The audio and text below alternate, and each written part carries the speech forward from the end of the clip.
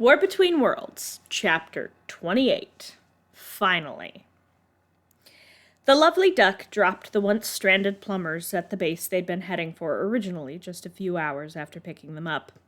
Rad had lied when he'd told them there was only one cabin. The other plumbers had taken the other cabins while they were on board. When Jen asked why, Rad had shrugged and stated that he liked messing with plumbers. He smirked when neither of them moved to separate cabins. From the base, at a more reasonable pace than the one they had set out at, it would take about 6 hours to get back to Earth. Rad would be taking the grackle flint to a preserve once he dropped Jen and Rook off. Pax insisted he was staying with the grackle flint until it was safely at the preserve. Rad wasn't happy about that, but he was being paid by the preserve to bring the beast, so he didn't care too much. Jen had a sneaking suspicion that Pax would find himself stranded at the preserve. Jen sighed as she headed back to their cabin. Rook had already headed there, but she wanted a few words with Pixie, the ship's AI. She had been slightly surprised to learn that not everyone could understand the AI. Apparently, the Omnitrix's built-in translator didn't just translate living species, but AI systems as well, as long as they were speaking out loud. She didn't think to knock before she entered, but she should have. Rook didn't have the top half of his proto-armor on, though he was still wearing the rest of it. She dodged back out of the cabin as if she'd been fired at. Rook frowned. "Jen?" "Sorry, didn't think to knock." She took a deep breath. She had seen her partner shirtless before. They had been swimming together. Rook cleared his throat, and Jen looked up to find him leaning in the doorway. He still wasn't wearing a shirt. She honestly hadn't noticed that he had stripes on his sides, 2 of them on each side curving just above his hips. She shook her head, looking him in the face, trying not to blush, though she could already feel herself failing. The amused look on Rook's face told her she was probably the color of a tomato. She shook her head slightly. She had no reason to be embarrassed. "Is everything okay?" "Is everything okay?" Rook nodded. "I was merely checking my armor. We didn't spend long on Terminus 3, but it is best to be prepared." Rook stated, and Jen nodded. "Good plan." Rook tilted his head at her. "Why are you embarrassed?" Rook sounded genuinely confused. "You have seen me in a bathing suit. On Ravana, it is not unusual in the hottest months for men to work the fields with no shirt. Why is this different?" "Social context?" Jen stated. She had spent too much time with Azimuth. She was getting good at explaining things. She took a deep breath, running her hands through her hair. "It's just a bit awkward to walk in on someone half-dressed. I should have knocked." Rook seemed to think about it for a minute. Jen stifled a yawn, and he frowned. "You are tired. We should get some rest before we reach Earth." Jen was about to protest, but another yawn ripped through her before she could. "You sure you want to?" she asked, looking up at him. He knew what she meant. She was afraid she would wake up the way she had before, with a knife to his throat.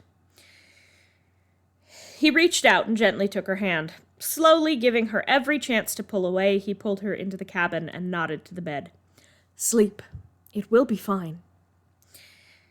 It took her a while to fall asleep, but when she did, it was a sounder sleep than any she'd had since she could remember.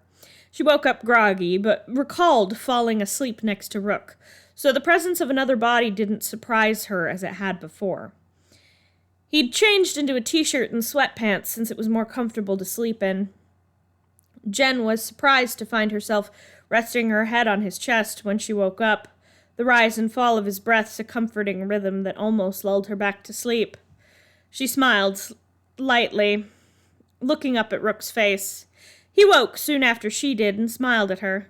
It felt like the most natural thing in the world for her to lean up and kiss him. Really just a peck on the lips, but he returned it, easily, a smile on his lips. It was sweet and soft, and made her smile. A beep heralded Pixie appearing on a screen near the bed. Jen blushed slightly as the AI beeped and pinged and babbled. "Thanks, Pixie. We'll head to the cockpit in a minute." The AI beeped and disappeared. Rook looked down at Jen, a frown on his face. You can understand her. Jen nodded, sitting up and stretching. There's a universal translator in the Omnitrix. Comes in handy. Rook nodded as Jen pulled off the blankets and slipped her shoes back on. What did she say? Rook asked as he stretched, too, and stood. We're landing on Earth in a few minutes. We should head up to the cockpit. Rook nodded and smiled at Jen as she headed to the door. She grinned back at him. I will meet you there. I need to put my armor back on. Jen nodded and left the cabin, heading for the cockpit so she could watch her world come into view. No matter where she went in the galaxy, that little ball of blues and greens was her favorite sight to see. She grinned as Rad looked over at her. Had a fun night. His tone was teasing, and Jen rolled her eyes at him. They landed in Undertown and headed off on Jen's motorcycle, Jen driving and Rook holding onto her on the back of the bike. They arrived and parked, and Jen frowned as she pulled off her helmet. Everyone was rushing around in pairs, stress on every face. Rook looked at her, and she nodded, the two of them racing off together to find Max. As it turned out, while they had been gone, there had been a series of attacks. Several aliens from Undertown had been attacked, but no one could say by what. Now they were like statues, though their vitals still read through the stone. All any witnesses could say was whatever it had been was small and quick, and tended to only attack those on their own. Whatever was doing this seemed to have full access to Undertown, too, as several of the attacks had happened there. There had also been a minor breakout just after they left. Jen and Rook headed out that night on patrol in the areas the attacks had taken place. Max had said he was calling in some experts, and Jen frowned. Usually she was the expert on this type of thing, but she couldn't make heads or tails of the blurry photos people had gotten of the attackers.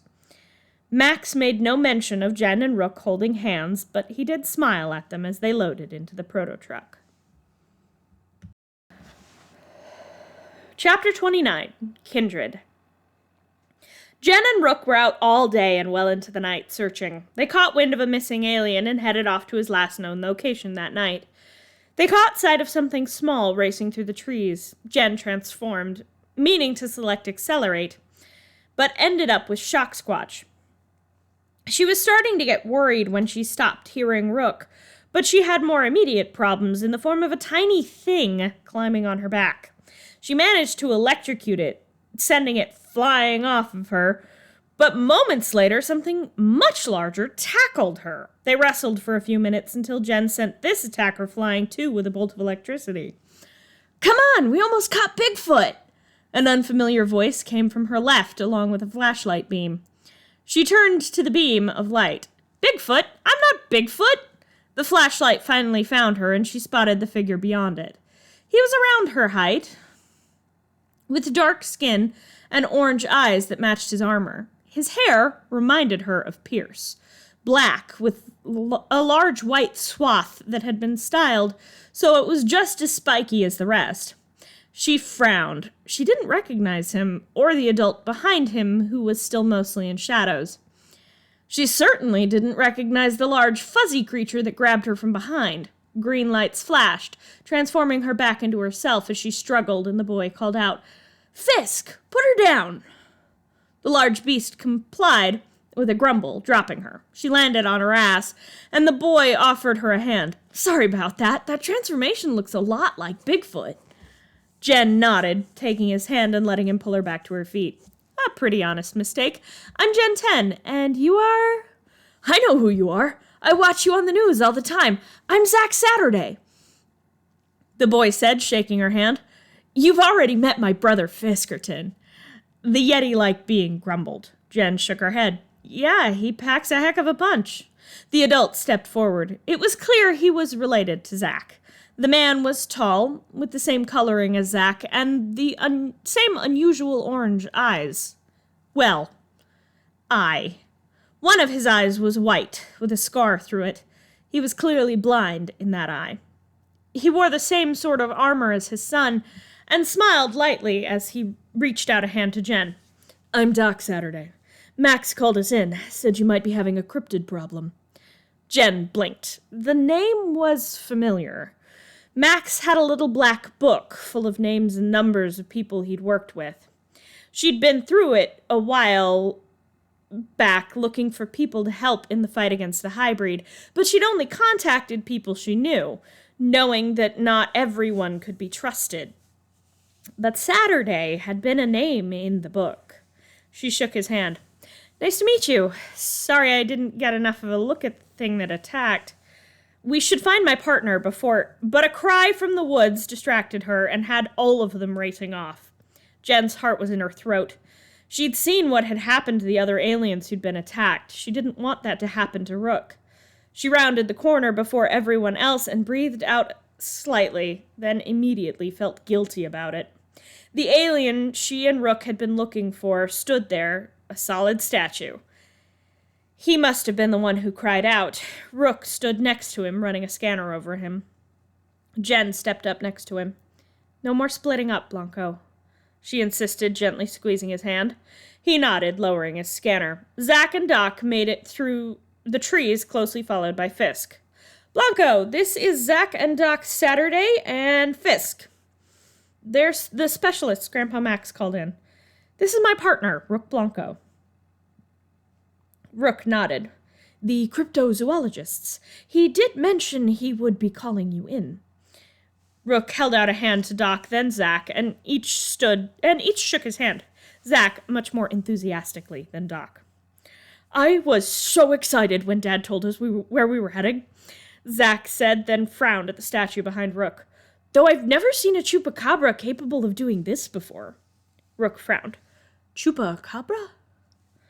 Zack nodded, looking over the statue.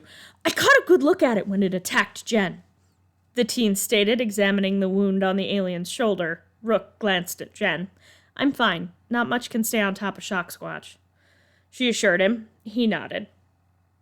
I have done extensive research into Earth zoology before coming here, and I have never heard of a chupacabra, Rook stated. I've heard of it. It's supposed to be a cryptid that eats goats, native to Nevada, right? Jen shot her question at Doc Saturday, but it was Zack who answered. Right on the money, though I didn't expect the alien superhero to know much about cryptids. I don't, Jen shrugged. I heard the story a while back, and my policy is to assume something is real until it's proven fake. I've run into way too much weird shit to not do that. Rook shook his head slightly, and Jen grinned at him. Remind me to tell you about the first time I ran into a kraken. The one in the lake up near D.C.? We got her and her eggs moved a few years back. She's in a protected lake now. Jen grinned at Zack, who'd spoken. Before they could keep talking, Doc interrupted. We should get this alien up to the airship, see if we can't cure him. Jen and Rook nodded and headed off to the airship with Zack to guide them as Fisk and Doc took the petrified alien. The airship was impressive. Large, with a game room alongside the controls and weapons rooms. Rook hung back as Zack and Jen talked. He didn't have much in common with the human teen, but Jen certainly did. They'd had very similar lives, learning of a world beyond their own at a young age and tossed into the role of hero very young. Rook couldn't help the twinge of jealousy that coursed through him as he watched Zack show Jen more about cryptids. Honestly, a lot of this was on Weird World, Zack stated as he scrolled through another page of information. Jen frowned. I remember that show. I never watched it, though. It was on at the same time as Sumo Slammers. Zack laughed. I never caught Sumo Slammers. The two teens laughed again, and Rook huffed slightly. Jen didn't hear him. I heard it went off air a few years back, she commented as Zack clicked over to the show's website. He nodded. Yeah, that's kind of my fault. Turned out Vivi Argos, the host, was an evil yeti bent on the destruction of humanity. He ended up blowing himself up when he tried to steal my powers. They mixed with his, and it didn't go well. Made a great TV show, though. Jen snorted slightly. I completely understand what you mean.